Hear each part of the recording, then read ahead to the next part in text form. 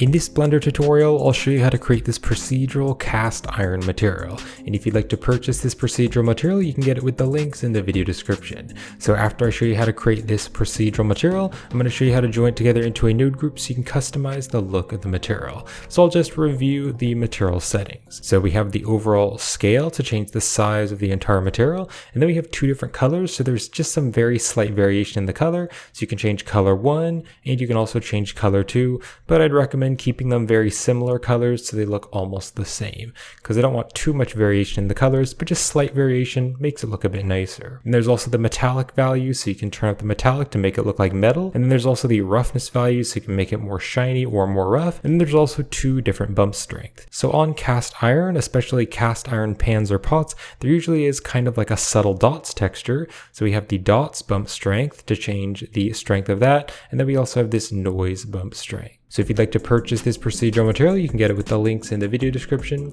You can also check out my Ultimate Blender Procedural Material Pack if you'd like to purchase all of my procedural materials. And to learn how to create more materials, you can check out my Blender Procedural Material Tutorial playlist. So before we make the material, I'll show you what I have set up in the 3D viewport if you want to set up the blend file the same way that I have. So I went to the add menu and I wanted to preview this on a sphere, so I added an icosphere, and then right behind me on the add icosphere settings, I turned the subdivisions to 6, so it is nice and smooth and round, and then I'm going to scale this object down to a 0.2, so it's better to the real life scale in Blender because the default objects are pretty large. So I'll scale it down by 0.2 and then hit Control A and apply the object scale. Then I'll use the object context menu and just shade it smooth. Then I also wanted to preview the material on a pan, so I just added in this pan 3D model, and this is from my furniture and home asset pack. Link is in the video description if you want to check out my furniture and home asset pack.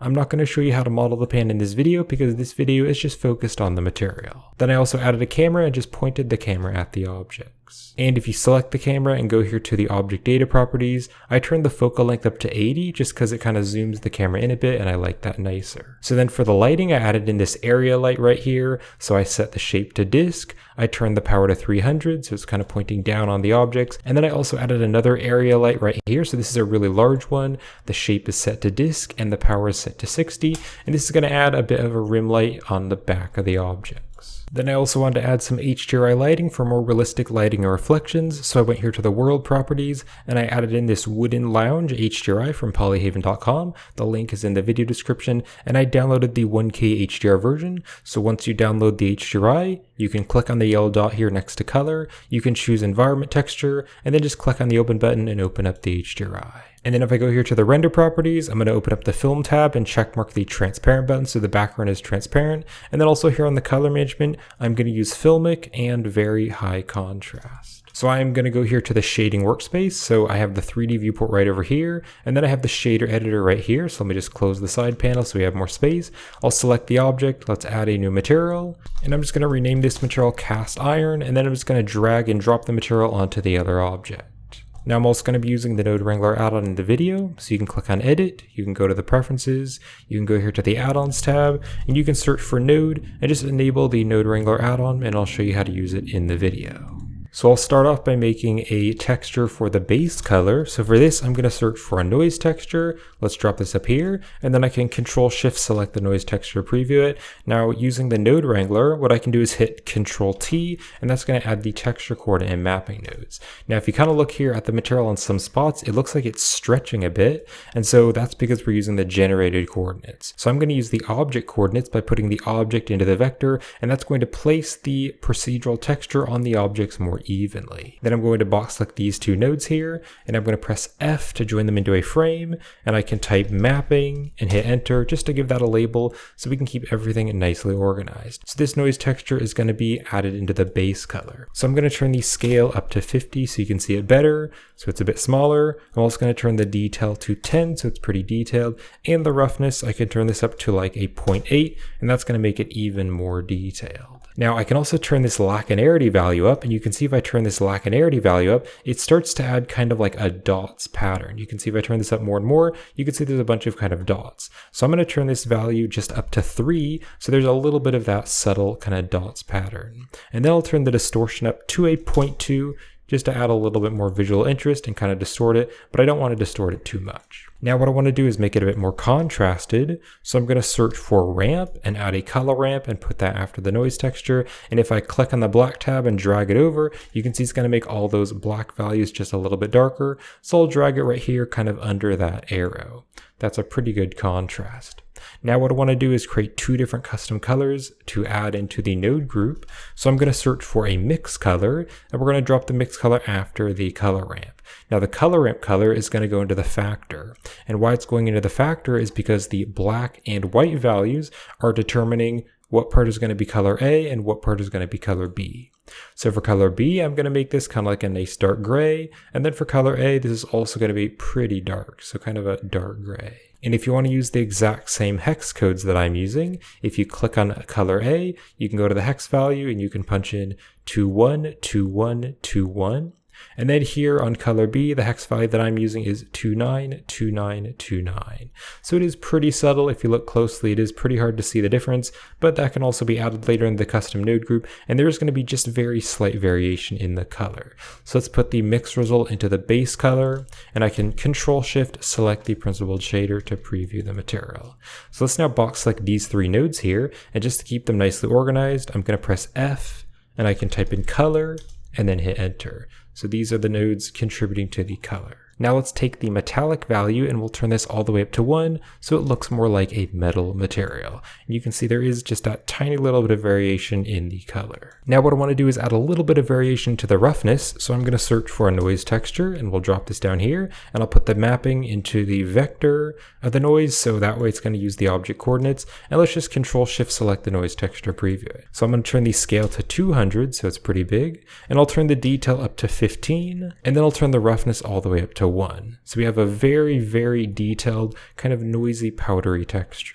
So I can now take the noise texture factor and let's put that into the roughness value, and then I'll preview the principled shader. So now if I kind of move around here, kind of zoom around the object, you can kind of see how the reflections are looking. But I do want to be able to control the amount of roughness, because if I look closely here, I actually think that has a little bit too much variety of roughness. So what I'm going to do is search for ramp, and we're going to add another color ramp and put this after the noise texture. Now if I click on the black tab, if I make this lighter, everything's going to be more rough. And if I click on the white tab and make it darker, everything's going to be more shiny. So I'm going to make this one kind of a slightly lighter color, and then this one slightly darker. And you can use the same exact hex codes or just kind of play around with it. But if you do want to use the same exact colors, this color tab here on this side is going to be a hex value of 989898. And then the one over here on this side is very similar, but that's going to be 8D, 8D, 8D. So there's just a very, very slight variation in the roughness of the material. So now what I want to do is control the roughness in the custom node group. So I'm going to search for a hue saturation value node and drop this after the color ramp. Now we have a value, and if I turn this up and down, that's going to make the texture lighter and darker. And if it's darker, it's going to be more shiny. If it's lighter, it's going to be more rough. But I'll just turn the value back to 1, so that's the default value. So I'll now box select these nodes, hit F, and I can call this roughness and hit enter. So now what we want to do to really make this look like the cast iron is to add that little tiny kind of dots bump texture. So I'm going to search for another noise texture. Let's drop it here. Let's put the mapping into the vector, and I'll preview the noise texture. So for this, I'm going to turn the scale to 1,500. 1,500. And now if I zoom in really closely, you can see there's a very, very small texture. And then I'm going to turn the detail all the way down to 0. So if I zoom in really closely, with the detail down to 0, those dots pattern is much more visible. So if I zoom way back out now, you can see there's just a tiny little subtle kind of dots pattern or texture. So now what I want to do is put this into the normal. So I'm going to take the factor and I'm going to put that into the normal, and then I'm going to Control Shift select the principled shader. But you can see it's not really working, and that's because we need to convert the black and white data into normal data. So to do that, I want to search for a bump node, and we want to put the bump node between the noise texture and the principled shader. So just stick it here, and then the factor needs to go into the height value to convert it to bump data. So now if I zoom in closely, you can see we kind of get that kind of bumpy dots texture. Now what I want to do is take the distance value and make it much smaller so it's more subtle. So I'm going to turn the bump value to a 0.05. 00005. So that way it's going to be much more subtle because I do want it to be a pretty subtle texture. Now what I want to do is just add a tiny little bit of noise over the surface of it with another bump. So I'm going to select this bump and I'll hit Shift D to duplicate it and drop it here after the first one. So we have 2 bump nodes. Now what I'm going to do is search for one more noise texture. So drop this down here, and the mapping vector can go into the vector of the noise texture, and let's preview this noise texture. So for this one, I'm going to have the scale be 100, and I'll turn the detail to 10, and I'll turn the roughness to 8.8.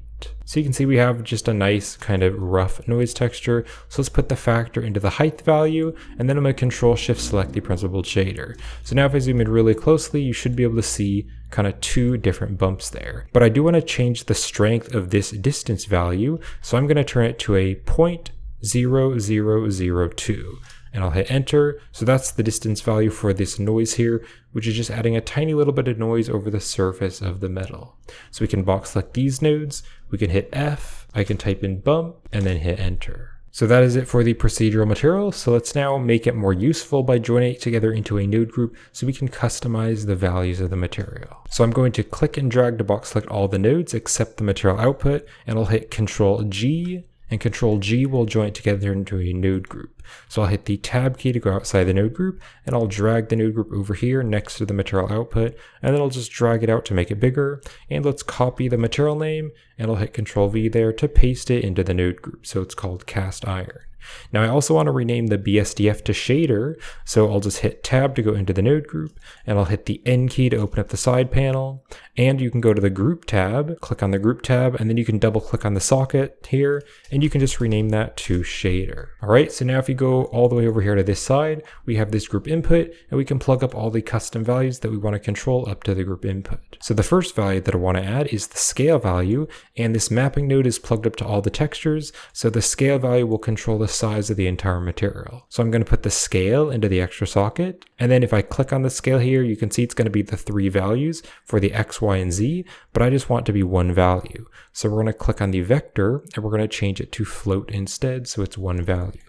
Let's now turn the default value to 1, and then we need to hit tab to go out of the node group. I need to turn the scale back to 1, and now you can see that's going to control the entire scale of the material. So let's go back into the node group.